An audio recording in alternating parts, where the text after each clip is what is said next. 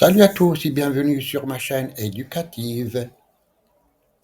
Dans cette vidéo, je vous propose un sujet d'examen et une expression écrite inspirée de Le dernier jour d'un condamné pour vous aider à mieux comprendre l'œuvre et à réussir vos devoirs. Restez avec moi jusqu'à la fin pour découvrir des concepts précieux et des exemples concrets. Niveau baccalauréat, examen de français texte du chapitre 8. Je répète, chapitre 8. Durant le dernier jour d'un condamné, le texte. Je lis le texte. Comptant ce qui me reste, 3 jours de délai. Après l'arrêt prononcé pour le pourvoi en cassation, 8 jours d'oubli au parquet de la cour d'assises. Après quoi, les pièces, comme ils disent, sont envoyées au ministre. 15 jours d'attente chez le ministre, qui ne sait seulement pas qu'elle existe et qui, cependant, est supposé les transmettre, après examen, à la Cour de cassation, là, classement, numérotage, enregistrement, car la guillotine est encombrée et chacun ne doit passer qu'à son tour. 15 jours pour veiller à ce qu'il ne vous soit pas fait de passe-droit. Enfin, la Cour d'assemble d'ordinaire un jeudi rejette 20 pourvois en masse et renvoie le tout au ministre, qui renvoie au procureur général, qui renvoie au bourreau. 3 jours le matin du quatrième jour, le substitut du procureur général se dit, en mettant en cravate, il faut pourtant que cette affaire finisse. Alors, si le substitut du greffier n'a pas quelque déjeuner d'amis qui l'empêche, l'ordre d'exécution est minuté, rédigé, maisonnette, expédié, et le lendemain de l'aube, on entend dans la place de Grève clouer une charpente, et dans les carrefours hurler à pleine voix des crieurs enroués. En tout, 6 semaines, la petite fille avait raison. Or, voilà 5 semaines, au moins 6 peut-être, je n'ose compter que je suis dans ce cabane de Bicêtre, et il me semble qu'il y a 3 jours, c'était jeudi. Passons aux questions de compréhension. Première question. Quel est le sentiment dominant exprimé dans ce passage? Question 1. Quel est le sentiment dominant exprimé dans ce passage? La réponse. Le sentiment dominant est l'angoisse. Le narrateur est clairement obsédé par le temps qui lui reste à vivre et par son exécution imminente. Question 2. À quoi fait référence l'expression 3 jours de délai? Question 2. À quoi fait référence l'expression 3 jours de délai? La réponse 3 jours de délai fait référence au temps que le condamné a après le rejet de son pourvoi en cassation avant que son exécution ne soit effectuée. La question 3. Où se trouve le narrateur au moment où il s'exprime? Question 3. Où se trouve le narrateur au moment où il s'exprime? La réponse. Le narrateur se trouve dans un cabanon de Bicêtre, une prison. Une prison. Quatrième question. Quelle est l'importance du jour jeudi mentionné à la fin du passage? Question 4. Quelle est l'importance du jour jeudi mentionné à la fin du passage? La réponse. La mention du jour jeudi sert à souligner la confusion et la désorientation du narrateur. Il essaie de se repérer dans le temps, mais son angoisse rend même le calcul des jours incertain. Question 5. Pourquoi le narrateur hésite-t-il à compter? Question 5. Pourquoi le narrateur hésite-t-il à compter? La réponse.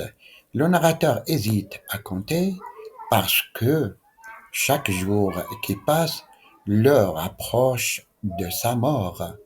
Elle préfère éviter de confronter la réalité de son exécution imminente.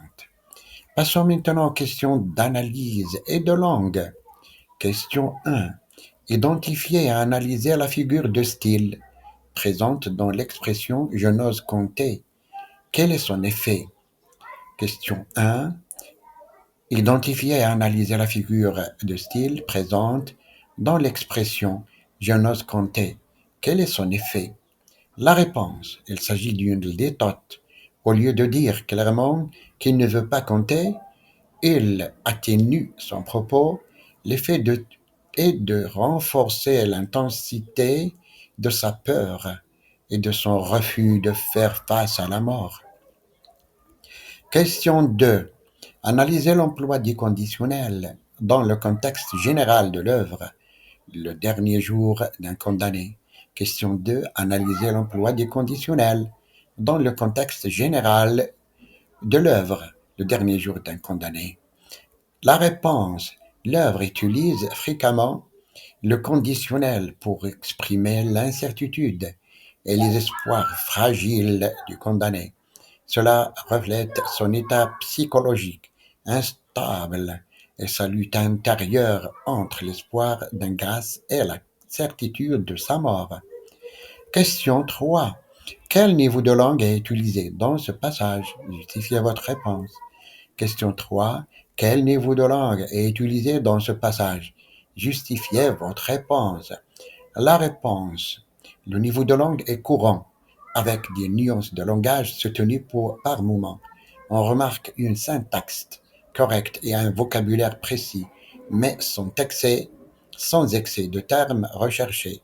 Le narrateur exprime ses pensées de manière claire et directe, ce qui correspond à un niveau de langue courant adapté à la narration.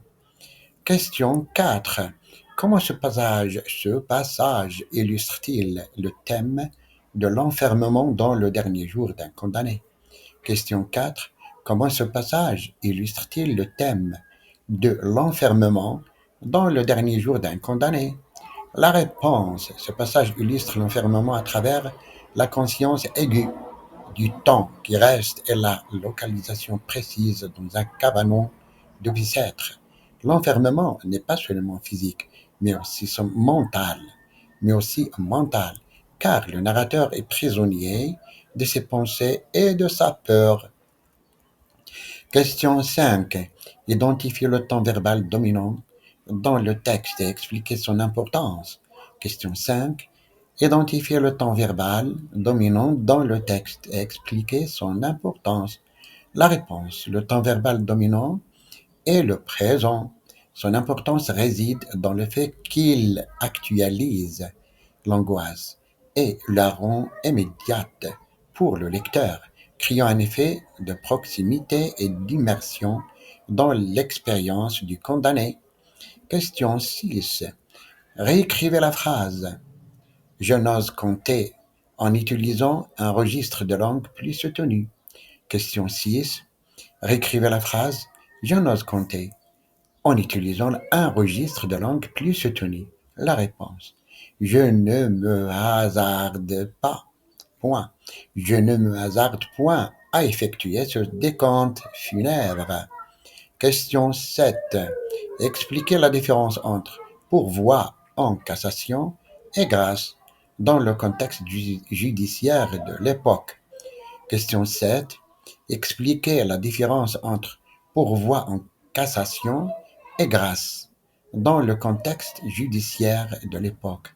La réponse.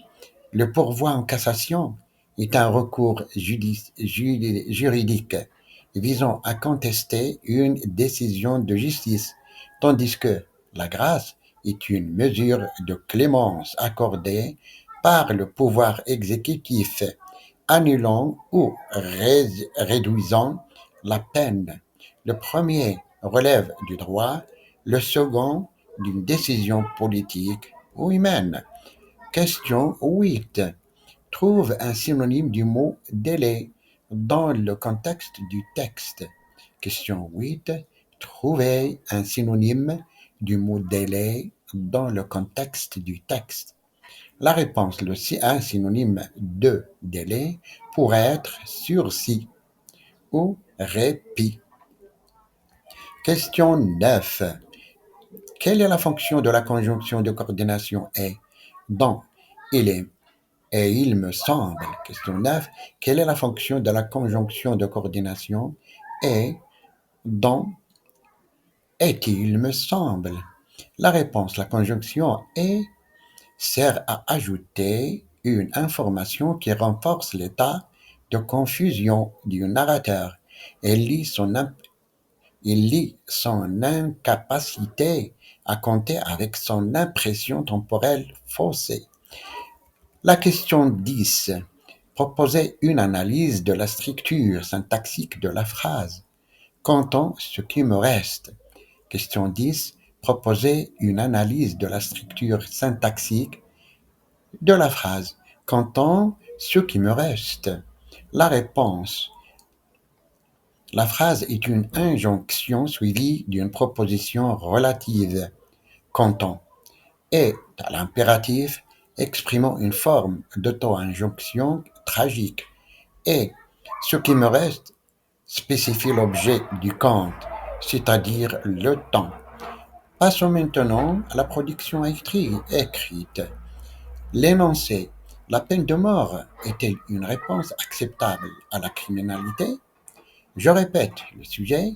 La peine de mort est-elle une réponse acceptable à la criminalité? Consigne. Rédigez un texte argumentatif structuré dans lequel vous prenez position sur cette question. Utilisez des arguments cohérents et appuyez-les d'exemples pertinents. Les critères de la correction, conformité à la consigne, cohérence de l'argumentation, structure du texte et la correction de la langue et mise en page et ponctuation. Passons maintenant à la correction de la production écrite possible. La question de la peine de mort divise profondément la question de la peine de mort divise profondément les sociétés depuis des siècles, perçue par certains comme une nécessité pour assurer la sécurité et la justice. Elle est dénoncée par d'autres comme une violation fondamentale des droits humains. La problématique centrale réside donc dans la légitimité morale et l'efficacité pratique de cette sentence radicale. La peine de mort est-elle une réponse acceptable à la criminalité? L'argument 1. La peine de mort comme dissuasion. Un argument souvent avancé est celui de la dissuasion. La crainte de la mort pourrait potentiellement empêcher certains individus de commettre des crimes graves. Cependant, de nombreuses études remettent en question cette efficacité. Par exemple, Victor Hugo, dans Le dernier jour d'un condamné, dénonce l'absurdité de penser que le spectacle des supplices édifie le peuple. Il affirme au contraire que cela le démoralise et ruine toute sensibilité. De plus, il souligne que les exécutions publiques se font souvent en tapinois caché, ce qui diminue d'autant leur potentiel effet dissuasif. L'exemple d'un carnaval dansant autour d'un échafaud fumant illustre le peu d'impact réel de la peine capitale sur la population. Argument 2. La peine de mort et la justice. Un autre argument est celui de la justice rétributive. La peine de mort serait une juste compensation pour les crimes commis. Toutefois, cette vision se heurte à la possibilité d'erreurs judiciaires. La mort d'un innocent est irréparable, une erreur irréparable, et le système judiciaire, par nature humaine, n'est pas infaillible. Hugo insiste sur ce point en plaidant pour tous les accusés possibles, innocents ou coupables. De plus, la peine capitale peut être perçue comme une vengeance de la société plutôt qu'une véritable mesure de justice. Comme le souligne Hugo, se venger est de l'individu, punir est de Dieu. Se venger est de l'individu, punir est de Dieu. Argument 3. L'alternative. L'alternative de la prison à vie. Enfin, il existe des alternatives à la peine de mort, comme la prison à vie. Celle-ci permet de protéger la société du criminel, sans pour autant lui ôter définitivement toute possibilité de rédemption ou de réhabilitation. De plus, il élimine le risque d'exécuter un innocent. Hugo remet en question la nécessité de la mort en soulignant que la prison perpétuelle suffirait si le seul but était d'empêcher un criminel de nuire. En conclusion, bien que la peine de mort puisse sembler être une solution radicale pour lutter contre la criminalité, elle soulève de graves questions morales et pratiques. Son efficacité en tant que moyen de dissuasion est contestable. Le risque d'erreur judiciaire est inacceptable et des alternatives existent. Il semble donc plus juste et plus humain de privilégier des sanctions qui protègent la société tout en respectant la dignité humaine et en laissant la porte ouverte à la réhabilitation. C'est fini. J'espère que vous avez désormais une meilleure compréhension de cette œuvre et des outils pour réussir vos devoirs et examens. Si cette vidéo vous a aidé, n'hésitez pas à laisser un like, à vous abonner et à activer la cloche pour ne pas manquer les prochaines vidéos sur la littérature et l'analyse de textes.